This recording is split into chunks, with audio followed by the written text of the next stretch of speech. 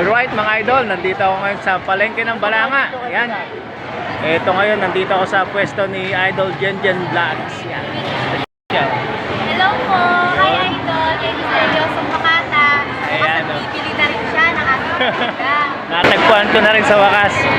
Ay, alam nyo mga idol, ang talagang bibiling ko ay pang tinulang manok. Ay, bakit ba na ako'y maganda dito sa isdaan para mga ako'y napaibig sa tulingan? Ay, talaga namang sariwang-sariwa ang tindera. Ay, ang tulingan pala. Kaya naman ang sabi nga sa akin ng tindera, pinapatawad na agad ako kahit ako'y wala pang kasalanan. Ay, talaga namang ako'y nagustuhan ko yung tulingan na iyan dahil yan ay gagataan ko. Ay, tignan nyo naman kanyang mga paninda. Ay, pagkakasariwa naman talaga. Sino ba namang hindi mapapaibig kapag kagaya naman ang yung bibiling isda? At sa puntong ahong yan, habang nililinisan niyang isda ay kami medyo nagkakwentuhan at nasabi niyang siya rin naman pala ay nanonood sa aking mga binablog na pagluluto. Abay, Lagi kong pinapanood ko pag magluluto.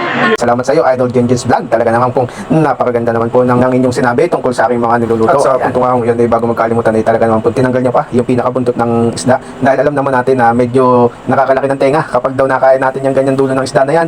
Naku po, ay baka kung ano mangyari naman sa akin. Nakabili nga tayo ng sariwang isda, lalaki naman ang ating tenga. Pero palagay ko kapag ito napanood naman ni Mrs. yung mga ngiti na iyon, baka talaga lumaki ang tenga ko sa kapipingot. Oops, wag naman. Siyempre mga idol, bago naman magkalimutan, siyempre tayo mag-iiwan ng bakas. Iwanan natin ang bakas ni Misteryoso Makata. Bago natin bayaran yan, iaabutan naman natin siya ng ating sticker. Siyempre, yan ang tinatawag na bakas ni Misteryoso Makata mga idol. Hanggang sa muli mga idol. Wow, thank you bossing. Thank you. Okay. At Ilalagay na ako sa motor, tatlo na kayo. Basta lagi niyong tandaan, dyan lang sa palengke, talaga namang napakaraming bolero at bolera.